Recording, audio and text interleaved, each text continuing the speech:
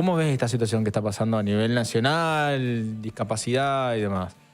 Mira, el veto que el presidente Milei informó a partir del día lunes, pero que ya lo sabíamos el día sábado, tiene dos caras. Primero, la motosierra a los derechos para las personas con discapacidad, pero por otro lado también la motosierra para las provincias que tienen que poder garantizar el derecho a la salud, el derecho a la educación, el derecho a, si se quiere, al acceso a un conjunto de políticas públicas que son las que sostienen a la vida de las personas con discapacidad. No todo es nación, también la provincia tiene una parte que resolver.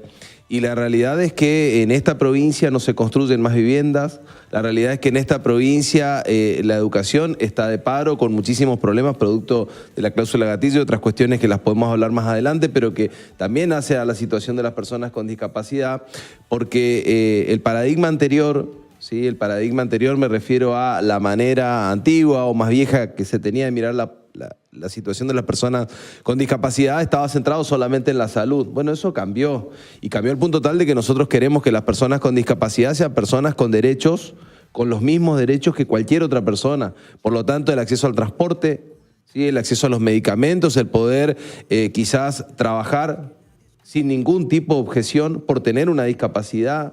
Hay un conjunto de derechos que hay que poder garantizarlos. Esto hoy tiene motosierra.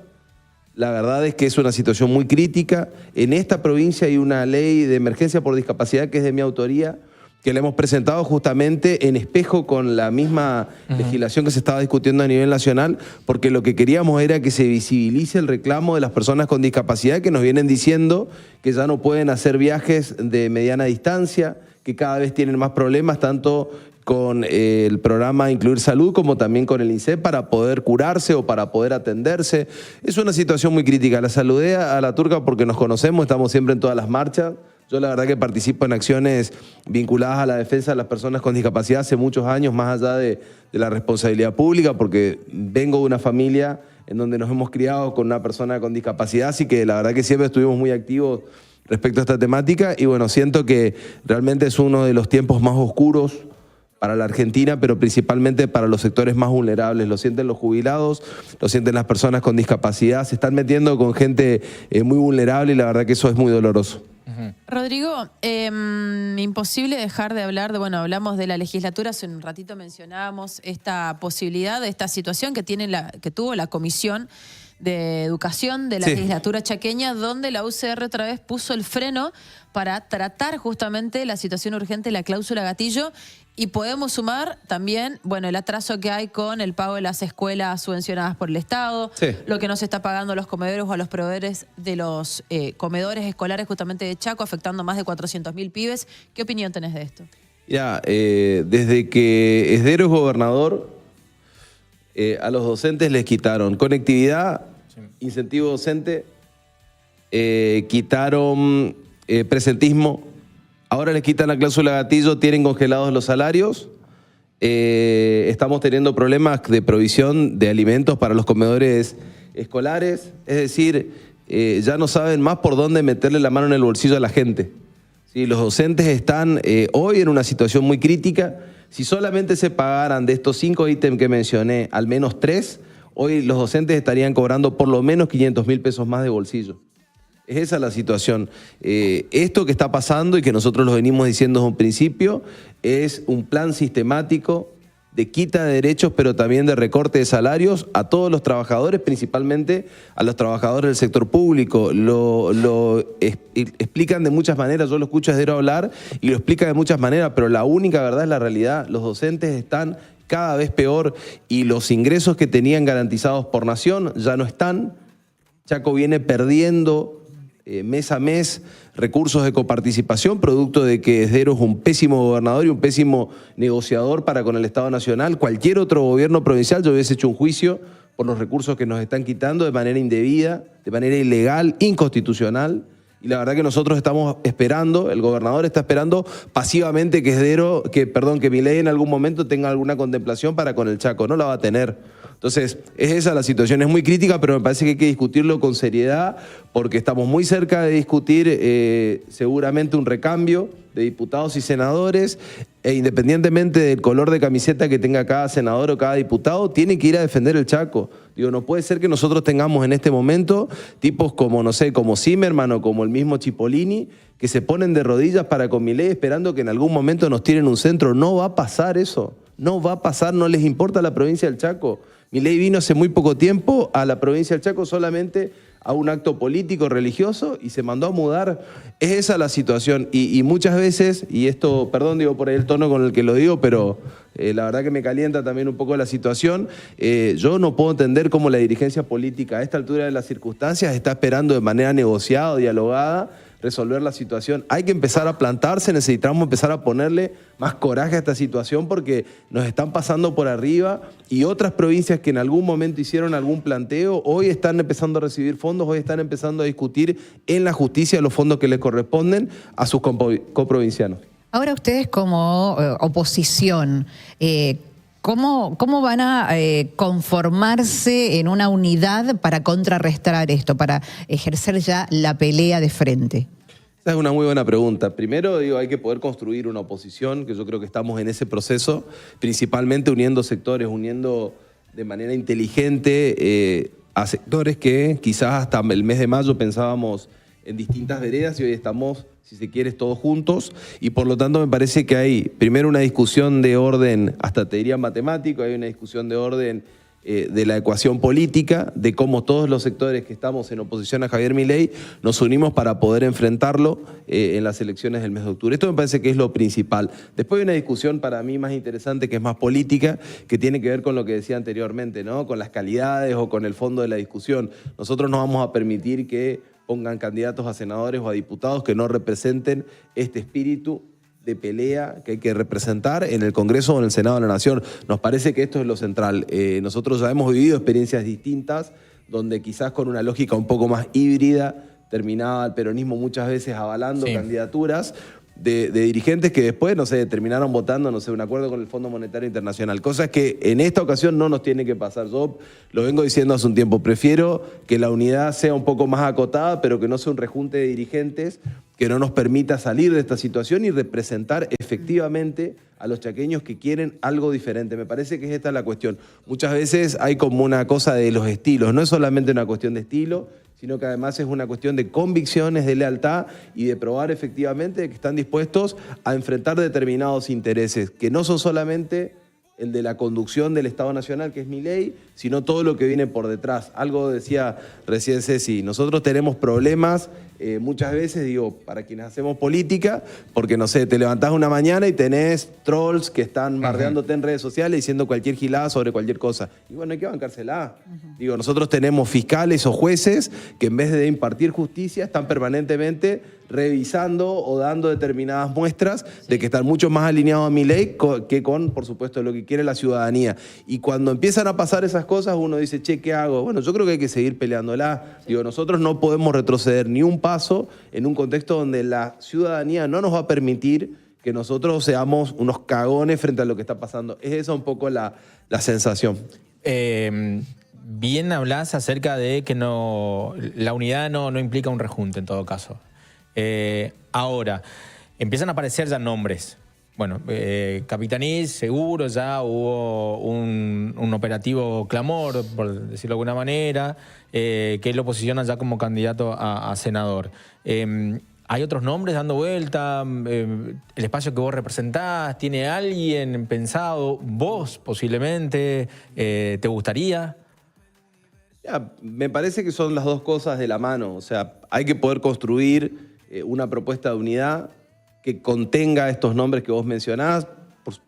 Por supuesto que el nombre de Coqui sobregira porque, bueno, entendemos que es un gran elector para la ciudadanía chaqueña, es un hombre que condensa o que concentra gran parte de la opinión política en su favor. Entonces, por supuesto que lo queremos de candidato, más allá de mis preferencias, más allá del afecto y de la relación que yo tengo con Coqui, opinando por cómo opina el resto. Sí.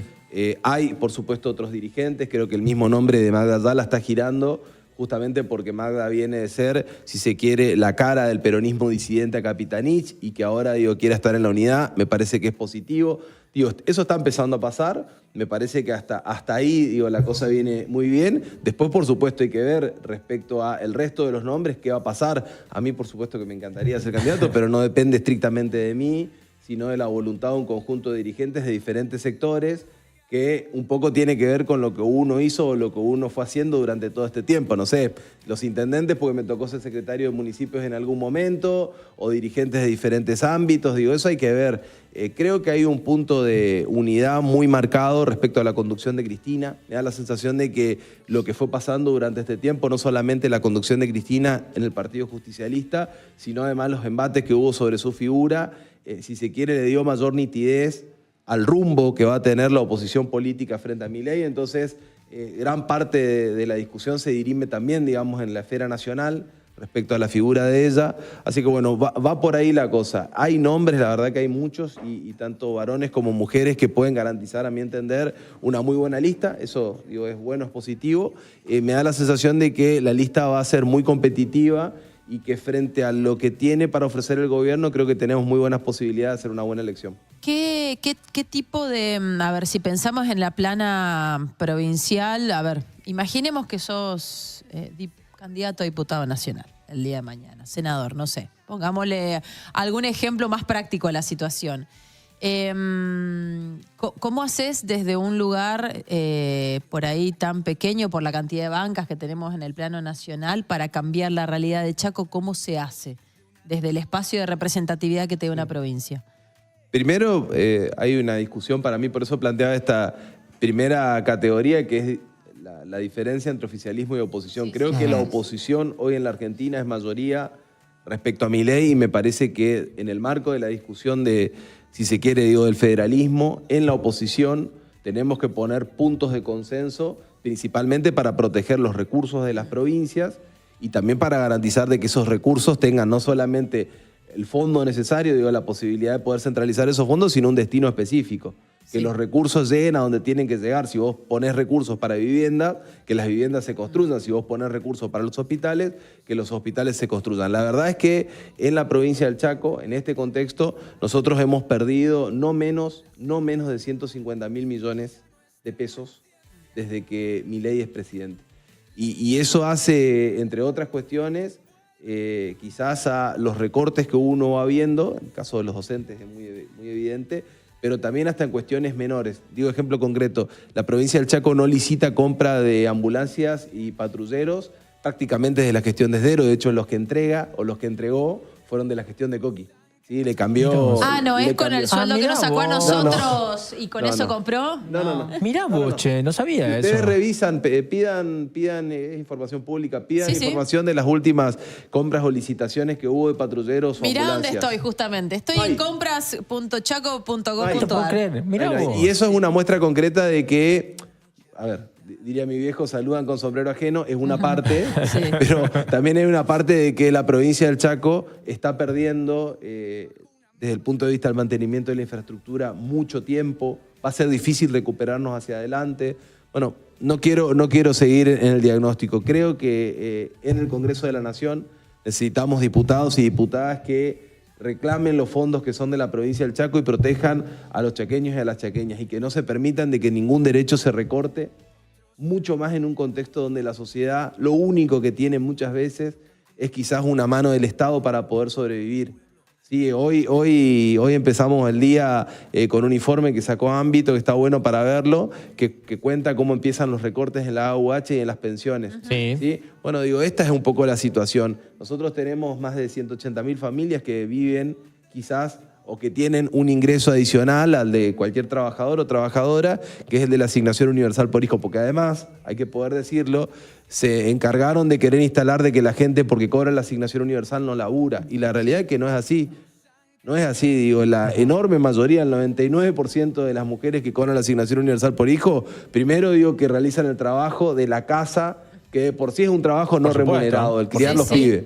¿Sí? Pero además también casi por seguro que están buscando una changa, tienen otra actividad, no sé, digo, hacen determinadas actividades que están en la informalidad total, pero que les permiten con eso compensar los ingresos que les faltan.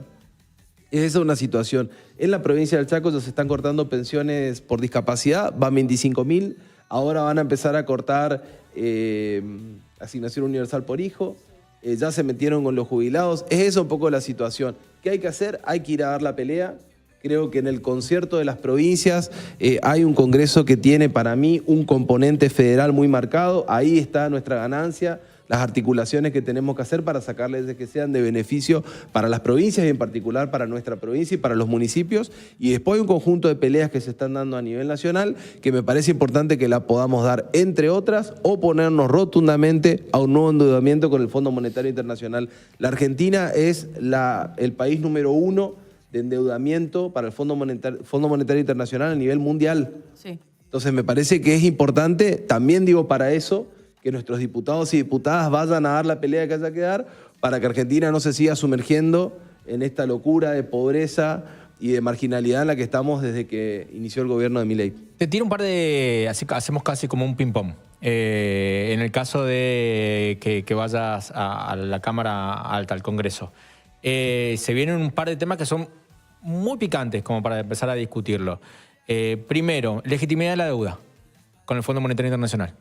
No, a ver, creo que la deuda en sí, digo, el componente principal de deuda es legítimo. Lo que vamos a tener que repartir son las cargas en cuanto a los intereses, porque hay una parte de los intereses que se tienen que negociar, en particular porque le dieron plata a Macri, digamos, dieron una redeuda a Macri sobre las posibilidades que tenía Argentina de pagar. Bueno, nosotros ahora, digo, producto de la decisión que había tomado en su momento Lagarde, hoy tenemos que poder discutir las posibilidades que tenemos de pagar. Vamos a pagar el capital, los intereses, vamos a tener que discutir a fondo. Para nosotros esta deuda es ilegítima, es inconstitucional y por lo tanto podemos pagar una parte, pero hay una parte que hay que poder discutirla a fondo y seguramente hay otros países que nos van a salir a avalar. Reforma laboral. Depende cómo la encaren. Depende cómo la encaren. Yo creo que el peronismo puede dar una discusión de reforma laboral, principalmente en defensa de los trabajadores. Creo que hay que poder contemplar a trabajadores que hoy están en absoluta informalidad, por ejemplo, los monotributistas.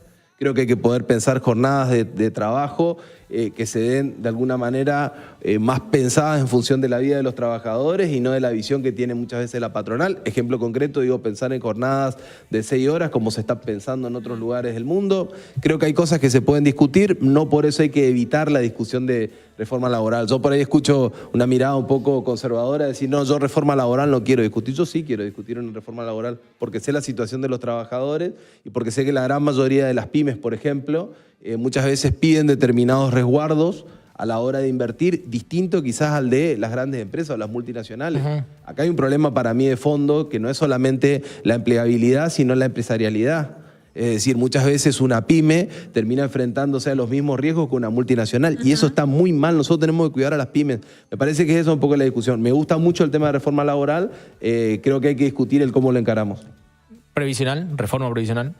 Sí, reforma previsional en el marco de un primer componente que es la solidaridad. Nosotros estamos en una posición muy antagónica desde hace tiempo. Nosotros creemos en un régimen solidario y en este caso en particular la Libertad Avanza quiere llevar a un régimen de capitalización muy parecido a las FJP. Bueno, digo, el resultado de las FJP fue que los trabajadores que habían puesto muchos años de su vida en función de poder justamente, digo, tener una jubilación digna, cuando se dieron cuenta estaban en menos de $100 y cuando Argentina quiso hacer algo prácticamente que nos pusieron en jaque todo el sistema previsional. Eso no puede pasar. El sistema previsional tiene que seguir siendo estatal, tiene que estar en manos del ANSES. Sí, tiene que ser un régimen solidario. Si es esa la discusión, no hay ningún problema, la podemos abordar. Estoy completamente en contra del régimen de capitalización y de lo que pretenden hacer, digo, quizás como un remember de las FJP. Y la última es redistribución de los fondos coparticipables. Sí, principalmente con una reparación histórica para las provincias del norte. Bien. Digo, en algún momento en la provincia del norte tenemos que tener los mismos beneficios que el resto de las provincias, que ya fueron altamente beneficiadas. Nosotros no podemos estar pagando el transporte público 3 o 4 veces más que la capital federal. Nosotros no podemos vivir en las condiciones que vivimos con menos posibilidades que el resto. Me parece que la Argentina, de una vez y para siempre, tiene que poder reparar a las provincias que somos las que muchas veces sostenemos, sobre todo en periodos de crisis, ya sea con mano de obra o quizás con la producción de materia prima, la posibilidad de que Argentina se capitalice. Hoy Argentina tiene una estrategia para pagar deuda externa que pretende hacerlo quizás con la acumulación de divisas a través de la venta de granos. ¿De dónde salen esos granos? De las provincias. Por supuesto. Pero resulta que la capital federal o resulta que los países de la zona núcleo son los más beneficiados y el resto parece que somos argentinos de segunda. Eso para mí hay que terminarlo de cuajo. Me parece que es importante discutir quizás hacia adelante una mirada sobre qué hacemos con la coparticipación, pero principalmente cómo reparamos a aquellas provincias que somos las que históricamente más aportamos.